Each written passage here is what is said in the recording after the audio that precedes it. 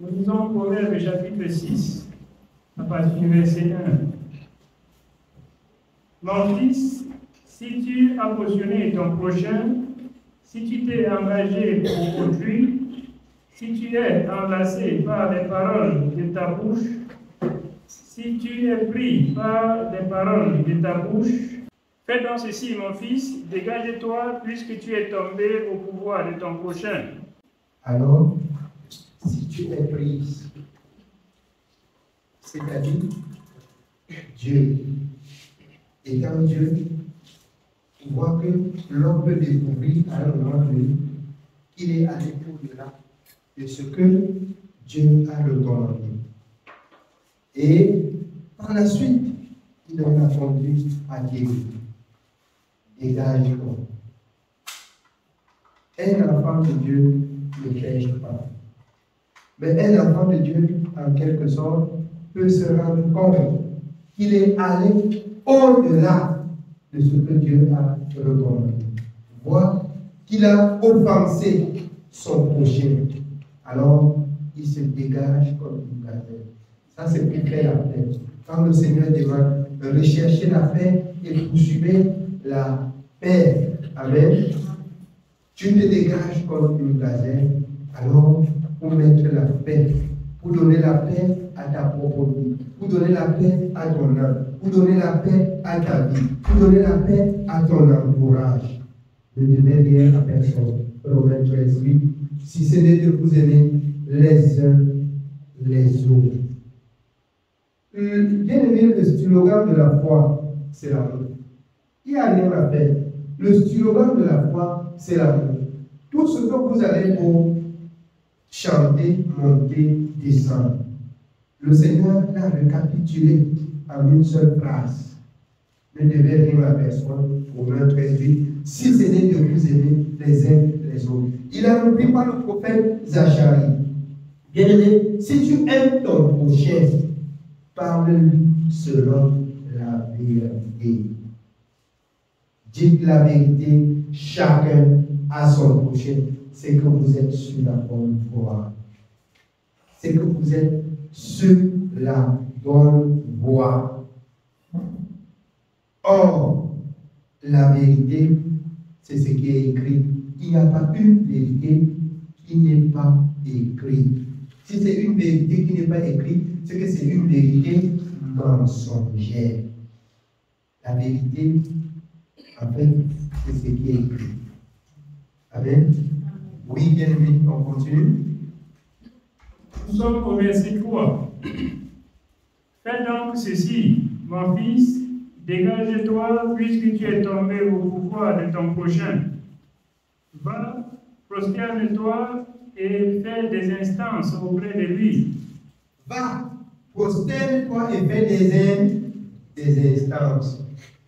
Moi, je voudrais croire que les enfants de Dieu sont tellement arrogants, ignorants, incrédules. Alors, se prosterner, ça veut dire quoi? Ça veut dire quoi? Je trouve que j'étais troublé. Je viens, je ne me prosterne pas devant l'homme. J'obéis à la parole de Dieu. Je viens là. Je vais te dire quelque chose. Vraiment, ça, je demande pardon. Je demande pardon.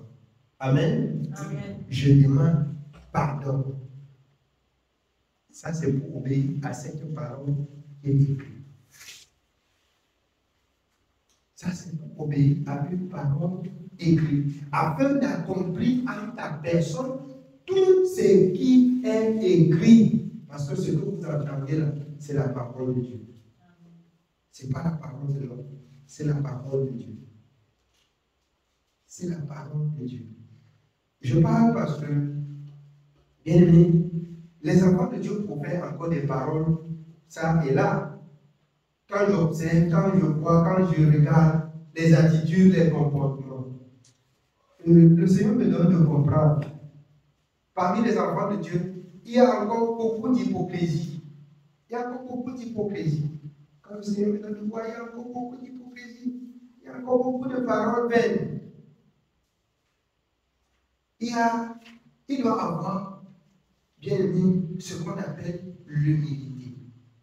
Lorsque vous retrouvez que vous avez mal déplacé une parole, ou bien prononcé une parole mal envers votre prochain, mettez en pratique la parole de Dieu. Mettez en pratique la parole de Dieu.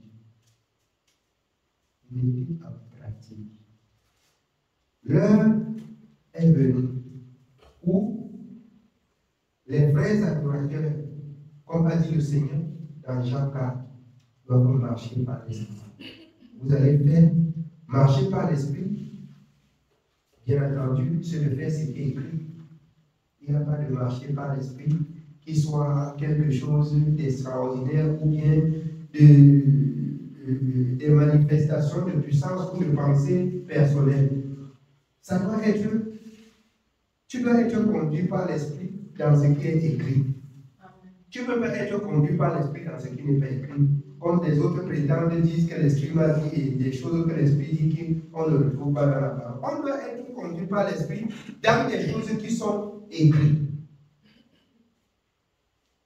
Parce que ce livre, c'est la prophétie complète. C'est toute la prophétie complète.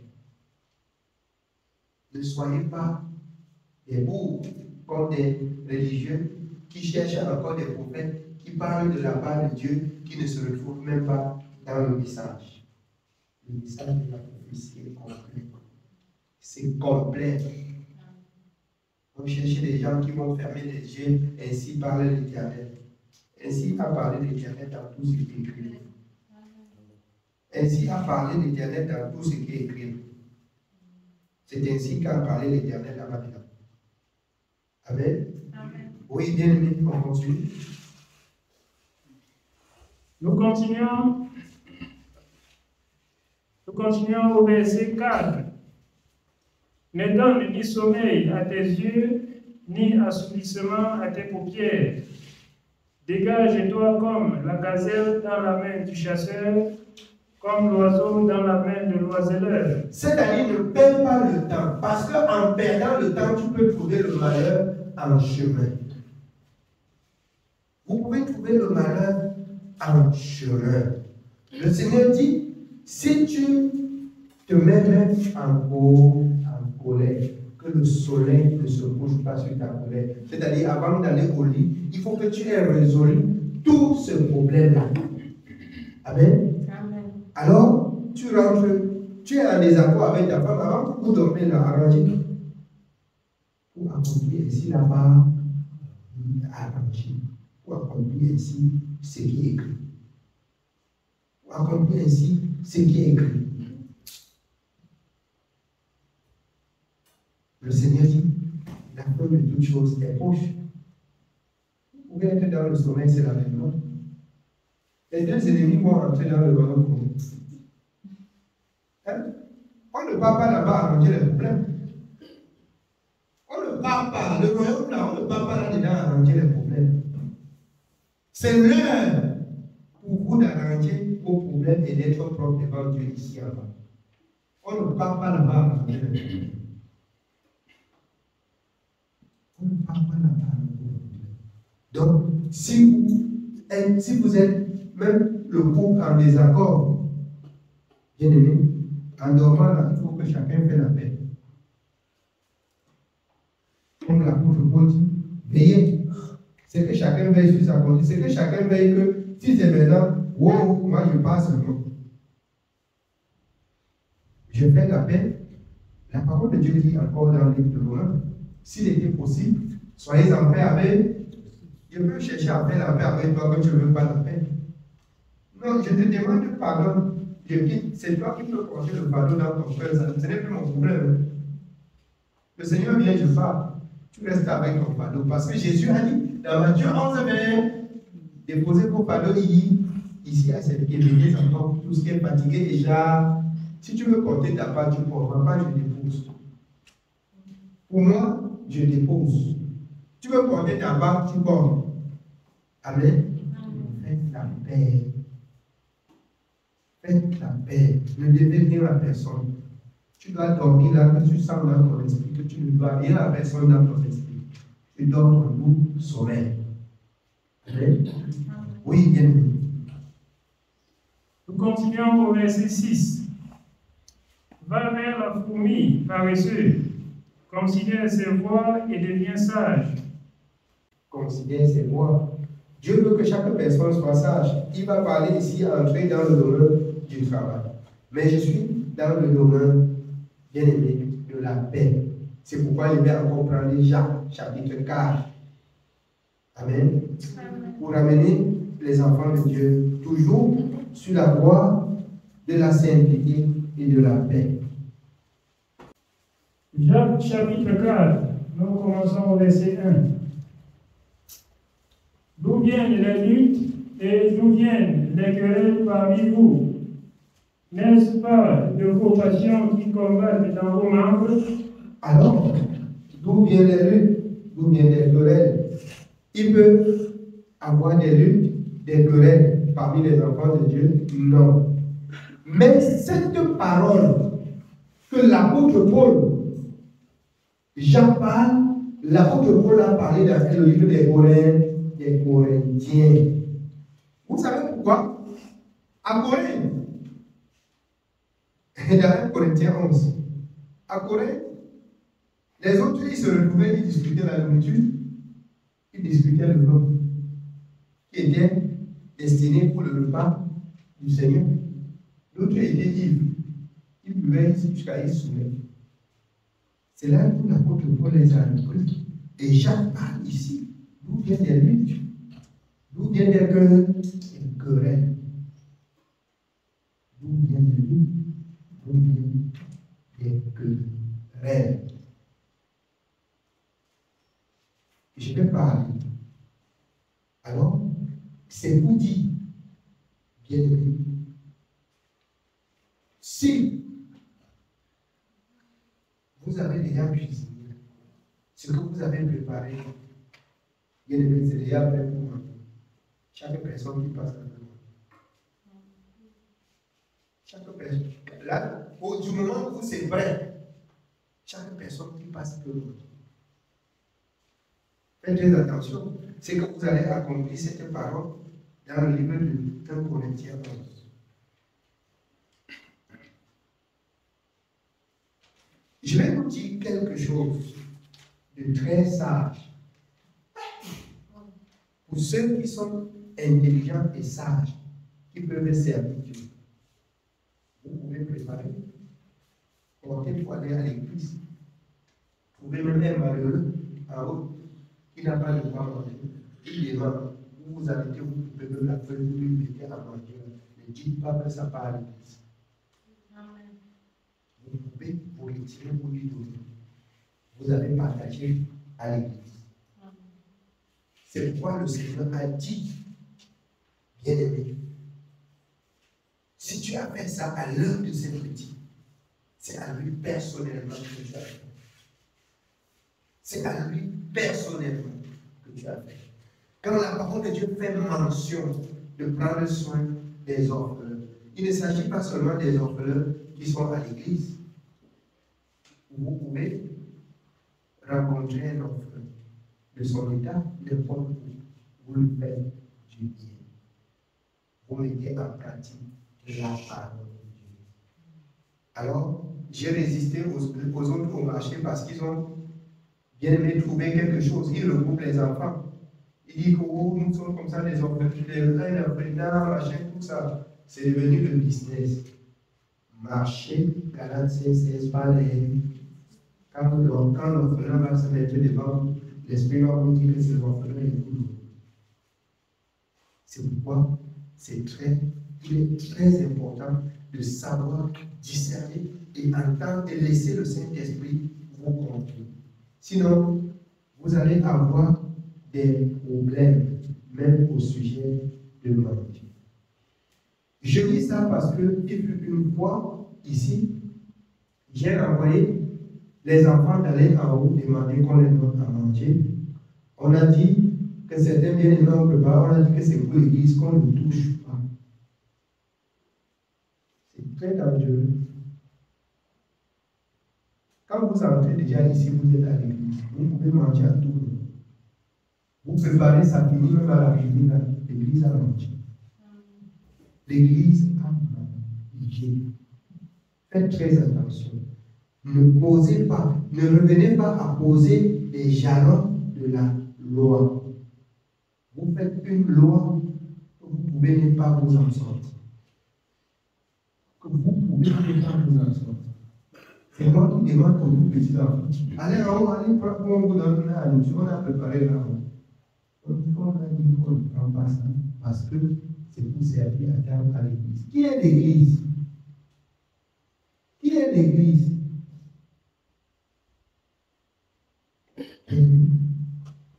Quand vous êtes ici déjà et que vous préparez, vous êtes à l'église. Si on mange à l'église qu'on mange, c'est pour l'église qu'on a mangé. Si ce n'était pas l'église, personne ne se retrouvait ici. Donc, quand on a préparé, c'est pour l'église. Et si c'est pour l'église, l'heure qu'on a préparé, s'il y a des personnes pour manger, donnez-leur à manger. Soyez polyvalents. Soyez relax. Si ça finit, c'est fini. Si vous avez même la foi, vous pouvez croire que ça peut devenir, bien aimé, le pain que le Seigneur a multiplié. On mange là-bas, ça ne finit pas. On mange ici, ça ne finit pas. C'est parce que vous manquez de foi. C'est parce que vous n'avez pas la foi. Vous n'avez pas la foi. Ne vous mettez pas sur un joug étranger. Ne mettez pas des lois en vous. Cherchez à comprendre Dieu. Ce serait bien pour vous.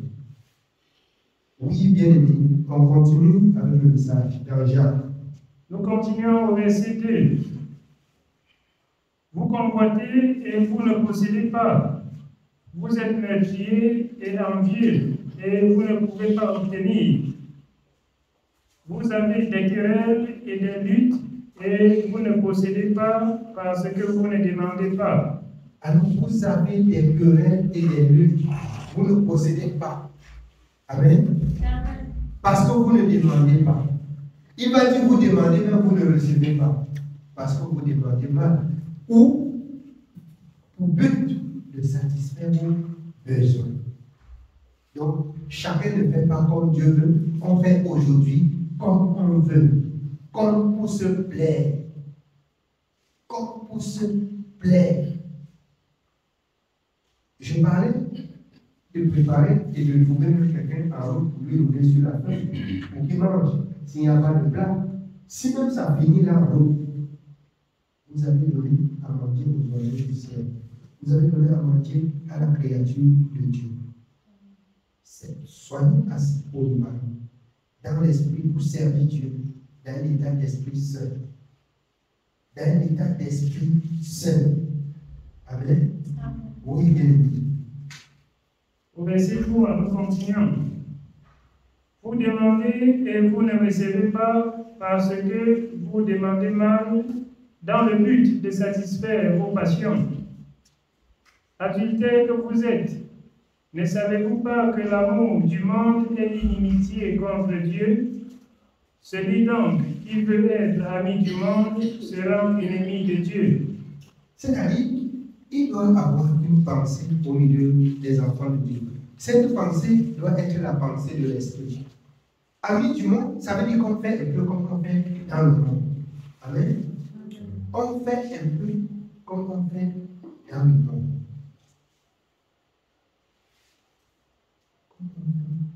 Dans le monde.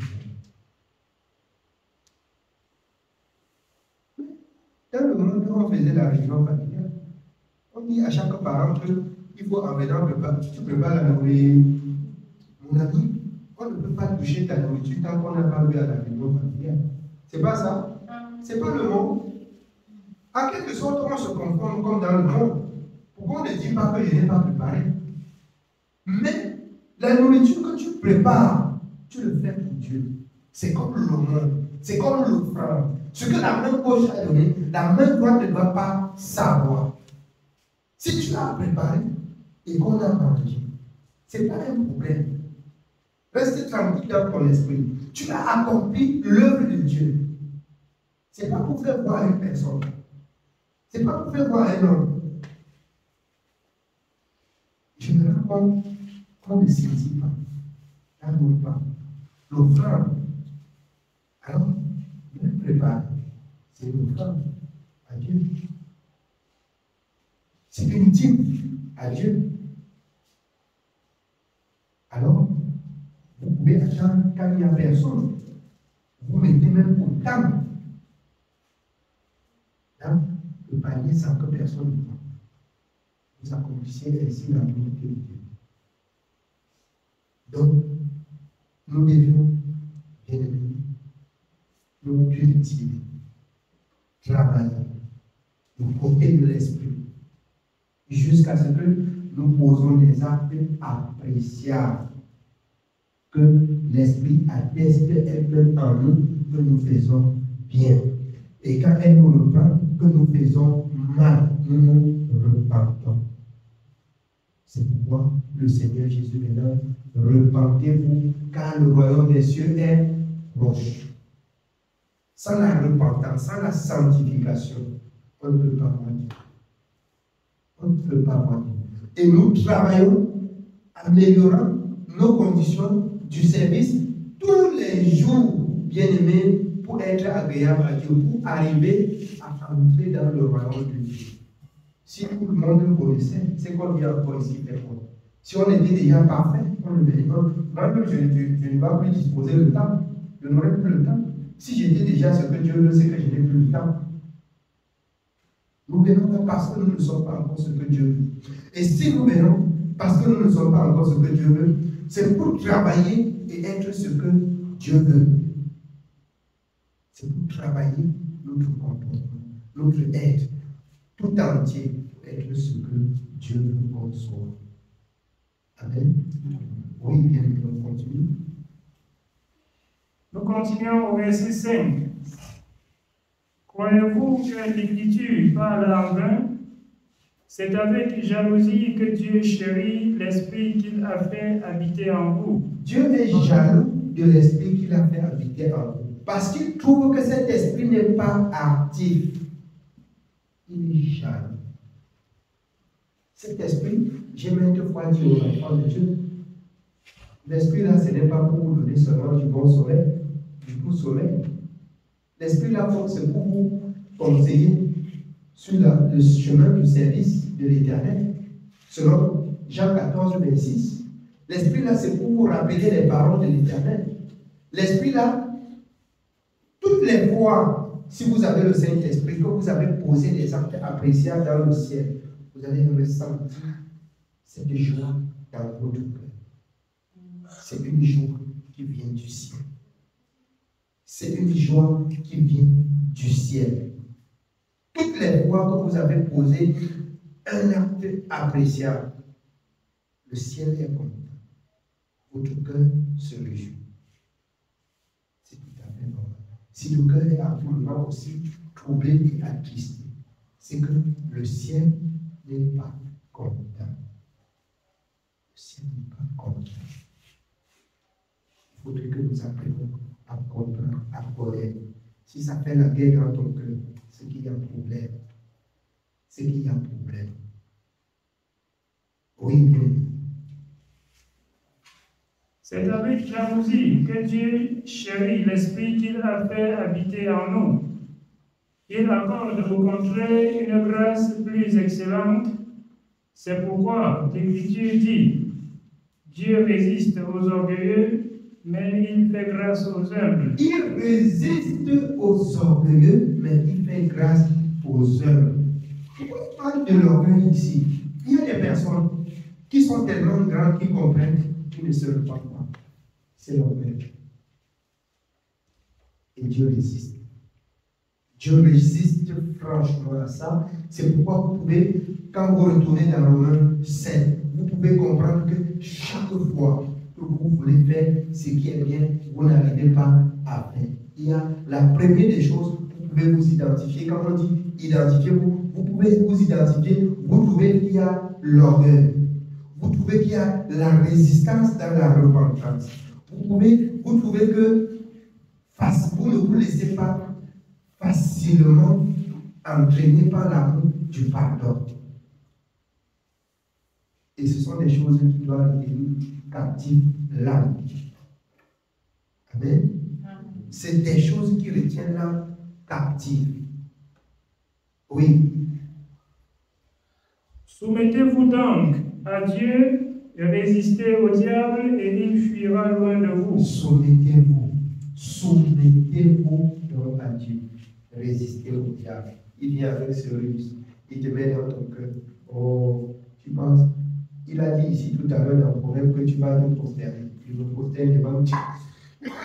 Devant qui comme ça? C'est même ma petite soeur. C'est même mon petit frère. C'est même si c'est la plus petite, la fille. Si tu es pour va devant lui te prosterner, tu dis ma fille, j'ai péché contre toi. Quand on a grandi, comment une maman peut se mettre à genoux? Ça va travailler son esprit toute sa vie. Ce pardon. Ça va travailler son esprit toute sa vie.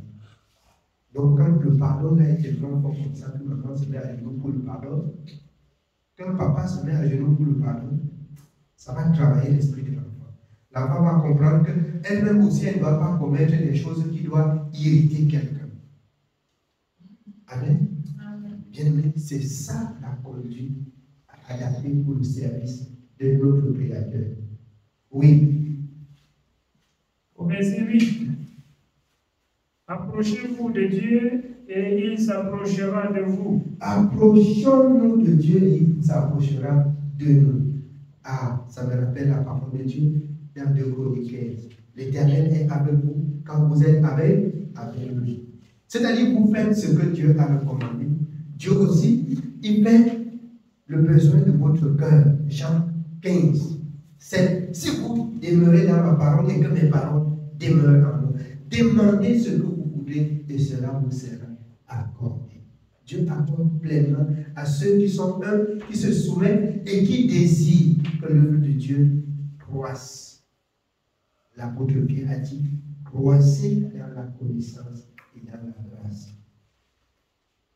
Des personnes qui désirent que l'œuvre de Dieu croisse, ce sont des personnes assez humbles, assez matures, pour se repentir, pour s'humilier, pour remonter la pente, désirant que l'œuvre de Dieu aille. Bien-aimé, prends la croissance. Amen.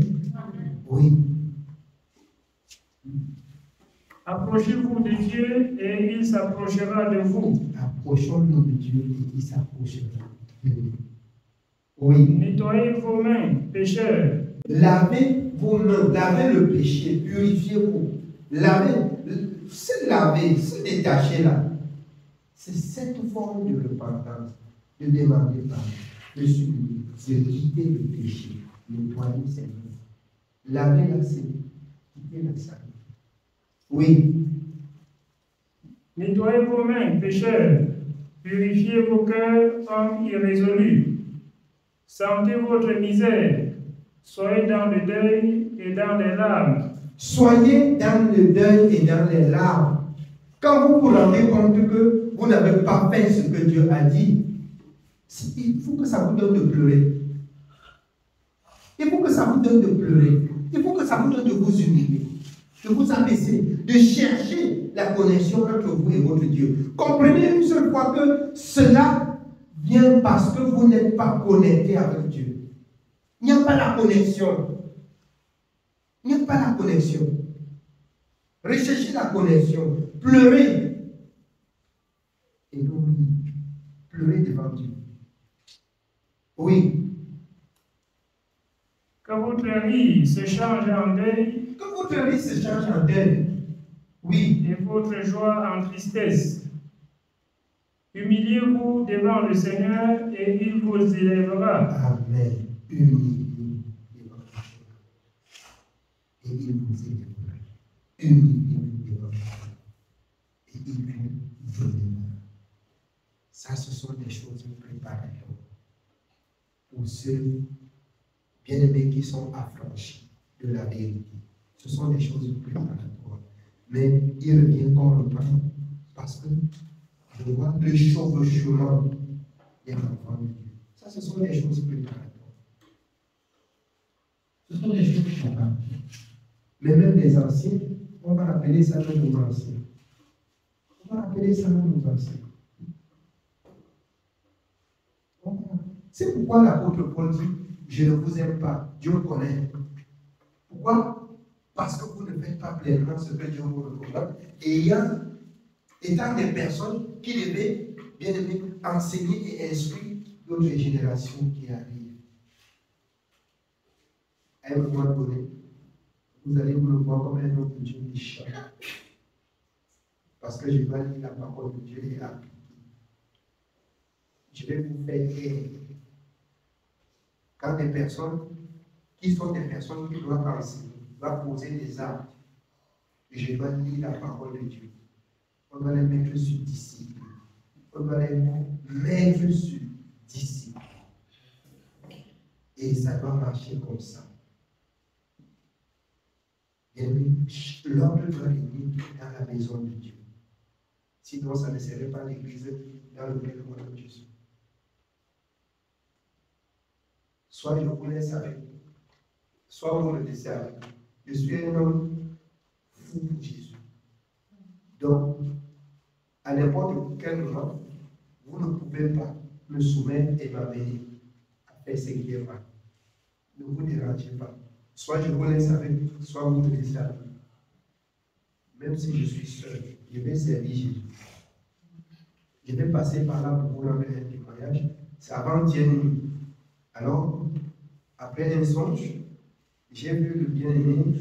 Bon, je ne sais pas si ça présentait que le Seigneur va permettre qu'on achète on appelle encore quoi le piano. Il jouait, Stéphane, il jouait et il chantait. Alors, c'était dans une salle, une très petite salle. Il y avait papa, il était tellement vieux. Il avait porté un vêtement comme bien aimé, comme le pyjama, comme ce qu'on passe laver avec, on appelle ça quoi? La peignoir, avec une corde attachée. C'était en couleur gris. Alors, j'ai compris la prédication, j'ai pris le micro, j'ai prêché. Après, il demande, tu es qui? J'ai dit, je suis le pasteur Bégué. Il dit, pasteur Bégué de Douala. Je dis oui. Il a pleuré. Il m'a embrassé. Il a pleuré. Et ça s'est coupé. Après, je me bouge là. J'ai entendu le berceau qui est au chevet de mon Dieu. Je me retourné pour regarder. Alors, va à Yaoundé et évangéliser. Je me suis levé la nuit, la soirée, pour ça, dit que donc, qu'est-ce qui n'a pas marché? C'est comme ça que Dieu parle. Alors, je vous ai dit, depuis le temps que j'avais rencontré papa, j'ai entendu la voix comme ça. Ça revient encore comme ça après, bien aimé, plus d'une dizaine d'années. Je me suis levé. J'ai dit, comment je dois faire? C'était jeudi matin. Je pars directement. J'ai senti dans l'esprit que je dois parler avec précipitation. Je ne dois pas courir pour parler. Donc il est temps de sortir pour l'évangélisation et certainement à Yaoundé. Et je vais m'arranger. Et je n'ai pas compris qu'aller, j'ai compris que va. Il ne m'a pas envoyé chez les gens, hein. Il a dit va évangéliser. Je vais arriver là-bas, même si je descends, même si c'est n'importe où, je vais dire que je suis à Yaoundé, il m'amène là où il va. Donc, bien aimé, c'est pour dire nous devions travailler de façon à écouter, à entendre Dieu parler. Entendre Dieu parler. Amen. Oui, nous étions dans le niveau. En Jacques chapitre 6, nous continuons au verset 11. Ne parlez point mal les uns des autres, frères. Ne parlez point mal les uns les autres, frères. Vous êtes frères, vous êtes sœurs. Ne parlez pas mal les uns les autres. Autrement dit, vous n'êtes pas frères, vous êtes du monde. Vous êtes du monde, vous n'êtes pas frères. Oui. Celui qui parle mal d'un frère ou qui juge son frère parle mal de la loi et juge la loi. Il parle mal de la loi et juge la loi. Voilà pourquoi, plusieurs fois, je rappelle les enfants de Dieu selon 1 Corinthiens 2. Si vous voulez parler, parlez avec la parole. Dites que la parole de Dieu dit. Ne donnez pas votre opinion en dehors de la parole. Si vous n'avez pas la parole, taisez-vous. Si vous n'avez pas la parole, taisez-vous. Oui, bien aimé. Or, si tu juges la loi, tu n'es pas observateur de la loi, mais tu en es juge. Ne soyez pas des juges dans la maison de Dieu. Sinon, vous allez vous attaquer à Dieu. Tu juges, alors mettez en pratique la parole. Parlez selon la parole. Mais si vous me voyez parler, comme l'apôtre Paul dans Philippiens, et reprendre, je ne voulais pas être jugé à votre sujet devant Dieu. Il faut que devant Dieu, quelqu'un veut se justifier, Dieu se rend compte que j'ai rappelé ça un peu. Dieu retourne cette caméra du jour, c'est que voilà ce que votre serviteur disait. Voilà ce qu'il vous disait tous les jours. Vous pouvez comprendre que par moment, il y a des messages à répétition.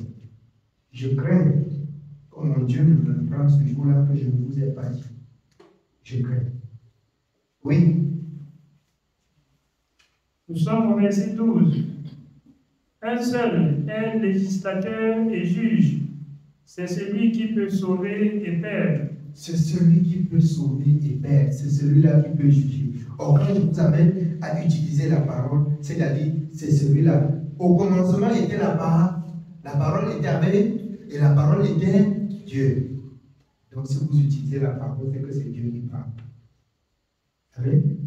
Si vous utilisez la parole pour parler à quelqu'un, c'est que c'est Dieu qui parle. Vous n'êtes plus juge.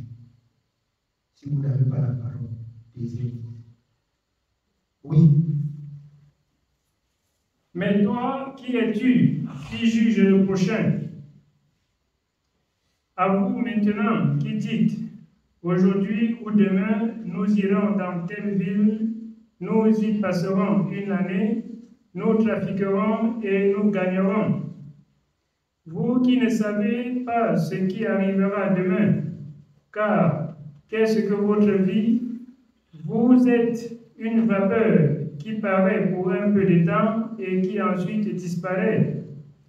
Vous devriez dire au contraire, si Dieu le veut, nous vivrons et nous ferons ceci ou cela. Si Dieu le veut, nous vivrons, nous ferons ceci ou cela.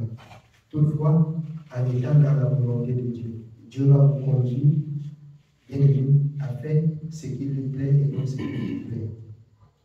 Que le Seigneur vous bénisse. Je ne dois pas être loin ce soir. Amen. Que Dieu vous bénisse.